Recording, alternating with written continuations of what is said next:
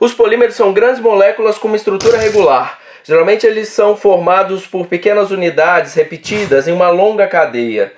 Eles formam algo parecido como uma rede ou uma corrente.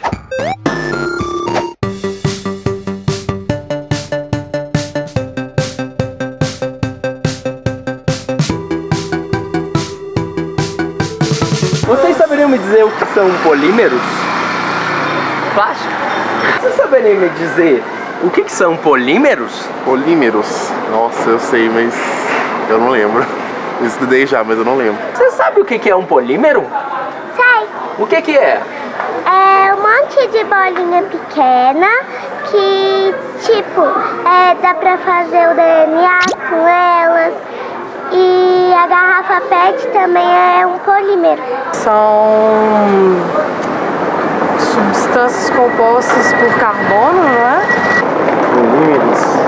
Cara, acredito que não vai saber na área da química, né? Que é do plástico. Acho que esse é o mais que eu sei. Você saberia me dizer o que são polímeros? Não faço a menor ideia. Não faz a menor ideia? Um ótimo exemplo do que seriam os polímeros é a sua comparação com o trem. Por exemplo, os vagões seriam os monômeros, as pequenas partes, as moléculas menores. Essas moléculas, os monômeros, que formam o trem inteiro, Aí são os polímeros, as macromoléculas. Polímeros são chamados macromoléculas. Imagina uma molécula muito grande. Para tentar deixar bem claro, né? Imagina um espaguete. Então você tem átomos que se juntam a um para formar um emaranhado de átomos muito grandes a tal ponto da gente ter uma estrutura sólida.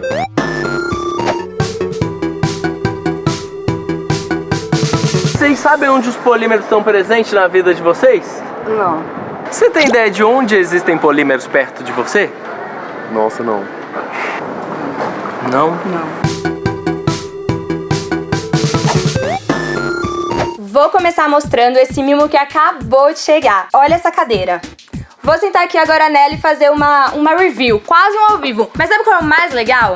É que o assento dessa cadeira também é um tipo de polímero. Gente, essa cadeira é linda. Eu amei, muito obrigada, amei. E essa caixa grande, hein? Vamos ver o que tem nela? Ah, é um balde! Eu amo esse tipo de produto. Esse balde, assim como a cadeira, é também um tipo de polímero, termoplástico do tipo polipropileno. E esse material usado é o mais encontrado nos supermercados. Mas, gente, muitas pessoas me perguntam o que eu faço com tantos mimos que eu ganho. É claro que eu dou pra minha mãe, pra minha irmã, pras minhas amigas. E eu faço bazar beneficente também. Vamos ver qual que é o próximo presente? CDs! Gente, muito vintage, amei! Formation e A Mulher do Fim do Mundo.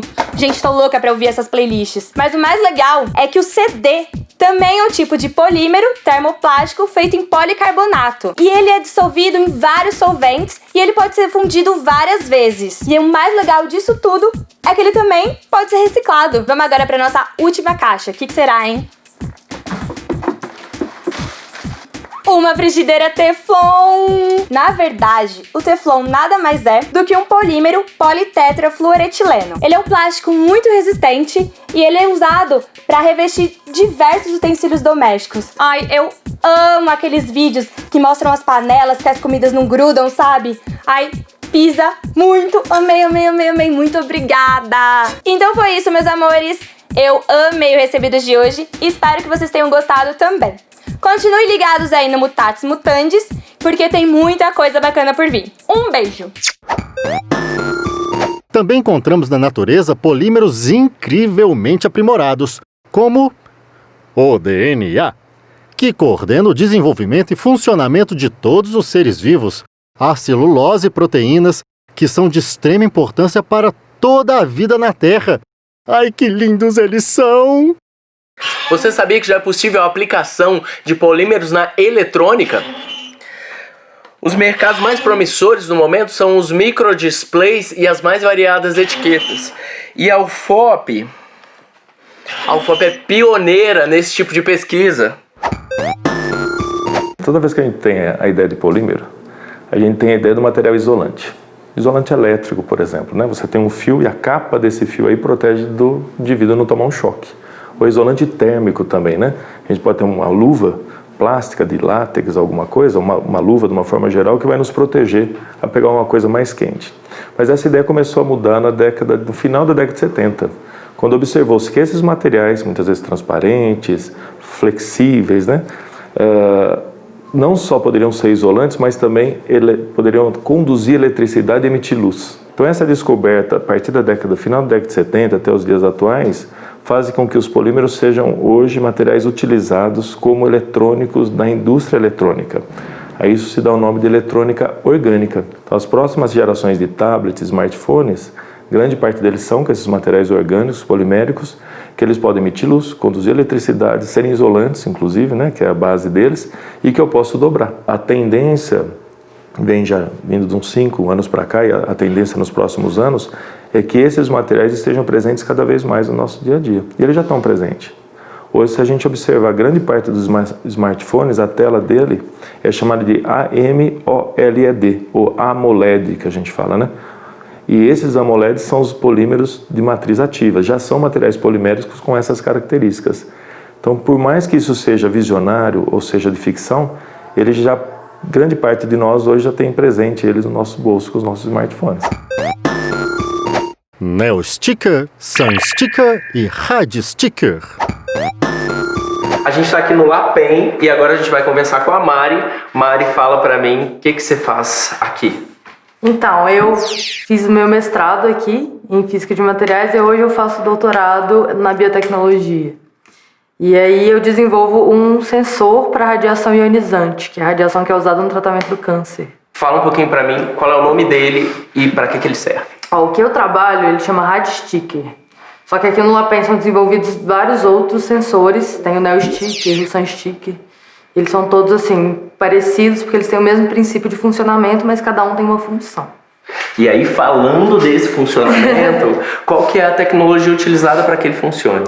Então, a gente usa uma classe de materiais que chama polímeros conjugados. Que são polímeros que eles têm uma propriedade que eles perdem a cor, eles mudam de cor conforme eles são expostos a diferentes tipos de radiação. Então, por exemplo, a gente tem o Sun Sticker, que ele vai mudar de cor quando você está exposto à radiação solar, a radiação, né, UV do sol. Então você pode usar isso para proteger sua pele e tudo mais. A gente tem o Neo Sticker, que é usado para fototerapia, que é quando o neném nasce com icterícia, aquela doença conhecida como amarelão. Ele precisa fazer um tratamento com banho de luz azul. E aí esse selinho ele permite que a gente saiba que o tratamento está sendo feito de forma correta. E o Rad Sticker, ele tem esse mesmo princípio de funcionamento, né, do Neo Sticker, só que para radiação ionizante. Então, quando uma pessoa está fazendo um tratamento do câncer, a radioterapia, ela coloca esse selo e ela sabe que aquela radiação está chegando de forma correta até ela e o tratamento está sendo feito de forma correta. Porém, quando ela é usada de forma errada, então quando tem uma dose errada, ela pode provocar doenças no paciente ou não tratar a doença que ela se propõe a tratar. Então, a gente, com esses sensores, a gente quer diminuir esses efeitos. A gente quer que o tratamento seja feito da forma que ele tem que ser feito.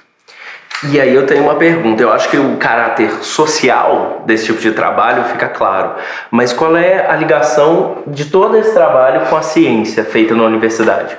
Então, eu acho que aqui a gente tenta pegar tudo aquilo que é, né, mais... que as pessoas veem como complexo, né, toda aquela ciência básica, e transformar isso, então pegar a química orgânica, a física, né, elementar, assim, e usar tudo isso para uma aplicação que vai chegar para as pessoas da sociedade. Então, é a ciência transformada em produto, transformada em benefício para a sociedade. Massa demais. E aqui, por exemplo, eu tenho uma curiosidade, que é quem escolheu e o porquê do formato dos dispositivos. Então, o coraçãozinho, ele surgiu primeiro pro Neofocus, porque é um neném. A gente sabe que as mães, elas ficam muito tristes quando, né, o neném tem que estar passando por esse tratamento logo tão cedo. E a gente quis colocar uma forma que fosse uma coisa amigável, assim, uma coisa que mostrasse que a gente quer levar a ciência pro bem do neném, assim, que seja uma coisa que mostre um carinho, assim, mesmo pra mãe. Então a gente fez pela primeira vez na forma do coração, com esse sentido, e a gente percebeu que a gente pode fazer em diversos outros formatos. Então, por exemplo, o Sun Sticker a gente fez nesse formatinho de flor, a gente pode fazer em formato de sol, de estrela, e também tem a possibilidade de fazer em 3 dimensões, né? Então a gente pode dosar o campo de radiação, que seria uma outra aplicação. Então a gente consegue, esses materiais permitem ser feitos tanto em papel quanto em matriz polimérica. Então eles permitem que a gente faça de diversas formas, em 2 ou 3 dimensões, e eles são luminescentes, né? Então eles, quando eles estão expostos à radiação, eles mostram uma emissão de cor muito bonita, e é essa cor que ele vai perdendo assim com o tempo, e é o que mostra que a radiação está chegando até ele. A gente usa esse material que ele é vermelho, e aí ele vai perdendo, conforme ele vai ficando exposto à radiação, ele vai perdendo, ele vai chegando para um alaranjado, amarelo, até ficar um transparente. Então, a gente pode adicionar alguns corantes para que no final, ao invés de ficar transparente, ele fique verde ou fique azul, da forma que a gente desejar e dependendo da aplicação, né, que tem. Neolight e Neofocus. A gente está aqui agora com a Gisele e ela vai explicar como funcionam outros 2 dispositivos. Bora lá? Bora. Gisele, o que é o Neofocus e o que é o Neolight? Bom, primeiro eu vou explicar um pouco sobre fototerapia, né? Só para ficar um pouquinho mais claro, que é um tipo de tratamento que alguns recém-nascidos são submetidos por apresentarem níveis altos de bilirrubina, que deixa a pele dele amarelinha. Então, o tratamento mais simples seria um banho de luz azul. E então veio a ideia do Neofocus. Basicamente ele receberia a luz vinda de cima, né? Então teria só o contato superficial. E a proposta agora do novo Neofocus seria que ele tivesse um controle de foco, né? Que reconhecesse a criança. Que ele reconhecesse a criança e movimentasse de acordo com o movimento dela, para assim diminuir o tempo de tratamento.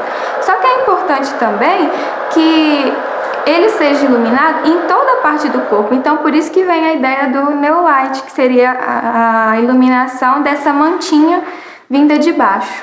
E aí tem duas versões. Essa para acompanhar tanto o Neofocus quanto iluminar embaixo para aumentar essa dose de radiação e ele diminuir o tempo de tratamento, porque é importante também que ele receba no corpo inteiro, e de cima ele vai receber só a dose superficial.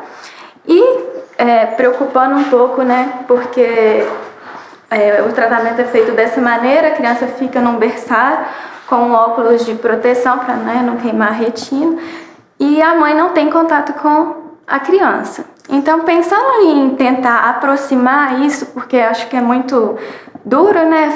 Que acaba de ter um nenenzinho e não poder ter ele perto, a gente está com essa nova ideia, que é fazer tipo um cobertor, que durante a amamentação a mãe poderá ter o contato com o neném, o contato visual também, que eu acho muito importante, e o tratamento também continua sendo feito. Qualisticker. A gente está aqui agora com o professor Rodrigo Bianchi e ele vai falar um pouquinho pra gente sobre o Qualisticker. O que é, para que serve, qual que é a tecnologia utilizada? O Qualisticker nada mais é do que um sensor, um papel, né, um adesivo, que quando colocado sob o contato na pele, por exemplo, do frango, vai dizer se a carne está própria ou imprópria para consumo. Então é um papel, simplesmente uma folha de papel impressa, que interage com o frescor da carne. E ao interagir com o frescor da carne, com a quantidade de bactérias na carne, ele vai alterar a sua cor. Então, em específico do Qualisticker, ele muda de rosa para violeta, para um roxo, né? Então, o consumidor pode ver, através dessa mudança de cor, se aquela carne está própria ou imprópria para ele consumi-la. Imagine você no churrasco, por exemplo, comprar uma bandejinha de frango, Aí você abre, cheira, você fica com aquela cisma e tudo mais. Aí você coloca esse sensor, papel, baixíssimo custo, alterar a cor, ele vai te dizer assim, não pode consumir, fique tranquilo, ou não consuma, porque você vai ter uma contaminação alimentar. E quais que são as áreas que estão envolvidas numa pesquisa como essa? É interessante, né? Porque às vezes a gente vê um pedaço de papel, né? Certo? E vai falar, olha, o que nós temos, né? Esse aqui, por exemplo, é o material ativo que a gente fala, aquilo que interage com o material, né? Tem um material que foi colocado sobre o papel. Esse material aqui é o que vai interagir com o alimento, tá? Esse material é colocado uma máscara sobre ele, né? Tem uma máscara aqui de uma carinha triste, tá vendo? Ao ser colocado uma carinha triste, esse material vai estar embaixo e os dois vão ser colocados na pele do frango, por exemplo. Esse foi feito para carne de frango. Como ele tem a mesma cor do papel, né? Esse material está ali embaixo aqui. Ao observar uma carinha triste, não consuma carne. E a gente tem para outros tipos de carne também ou especificamente? Esse aqui foi feito específico para o frango, né? Uma vez que o Brasil é o maior consumidor, o maior exportador de frango, exatamente pela... Quando a gente fez a pesquisa fundamental, nós identificamos essa substância química que tivesse uma cor parecida com a do frango. Certo? No caso de uma carne de boi, por exemplo, uma carne de vaca, você tem o sangue na carne de vaca, então ia contaminar o papel. Então a gente fez todo um processo de cor e de identificação de substâncias baseado na cor do frango. Uma vez que você conheça como o material interage com a bactéria, como o material interage com a carne, você pode criar agora e desenvolver novas aplicações, através do conhecimento fundamental, novas aplicações que porventura ainda não existem. Sensor de amônia e sensor de pressão. Cada espaço do laboratório é um universo. A gente está aqui agora conversando com a Alana e me explica o que é tudo isso aqui. Todos eles são dispositivos eletrônicos ou simplesmente sensores. Podem ser utilizados em várias áreas, várias aplicações e são feitos de polímero. Nesse caso é um único polímero e cada sensor aqui foi feito de uma maneira diferente. Então a gente tem o sensor feito em papel, temos também feito em um material que não é biodegradável, que é um resíduo da indústria, que vai para a natureza e não degrada, então a gente está reaproveitando, então tem um foco um pouco assim de sustentabilidade.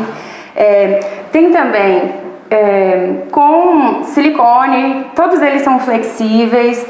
A gente tem com fibra de açaí, que vem diretamente do Pará. Legal.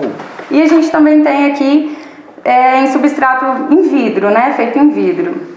E aí, por exemplo, são sensores. O que esses sensores fazem? O que eles são? O que eles fazem? O de amônia a gente pode utilizar em granjas, porque o cocô, o xixi dos animais, ou de aves, ou de suínos, com o tempo vai gerando amônia.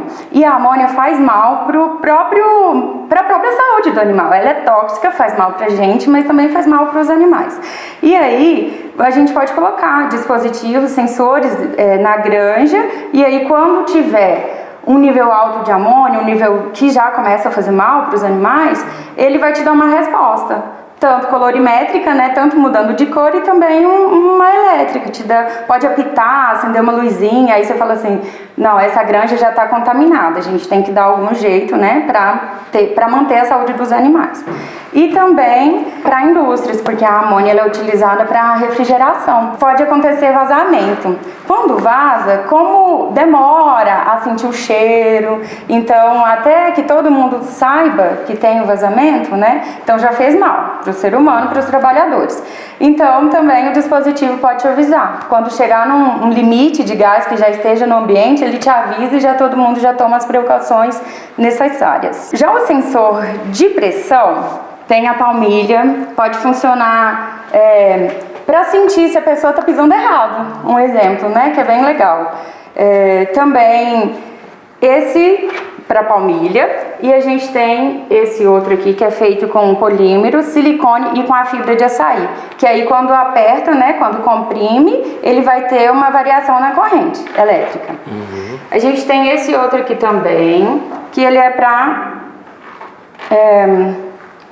como se fosse detectar o movimento. Então na hora que gira, Não tá bem encaixadinho, mas... Então ele vai também variar a corrente elétrica. Então dá para fazer luvas artificiais, assim, com vários sensores, né? Esse outro material aqui é o que é reutilizado da indústria, né, que vai para o lixo e não degrada, polui, porque são utilizadas toneladas. Então a gente está dando um jeito de reutilizar, recobrindo com o polímero, e esse material ele é impermeável, ele aguenta muita força de tração, de compressão, ele é anti-chamas, então assim, ele resiste às intempéries da natureza. Massa demais da conta, é impressionante a variedade de possibilidades do que dá para ser feito com os polímeros, cara. É, meu caro, captou todas as informações, então se liga na tecnologia, na eletrônica, na física e na química. Se liga na produção de ciência da UFOP, rapá!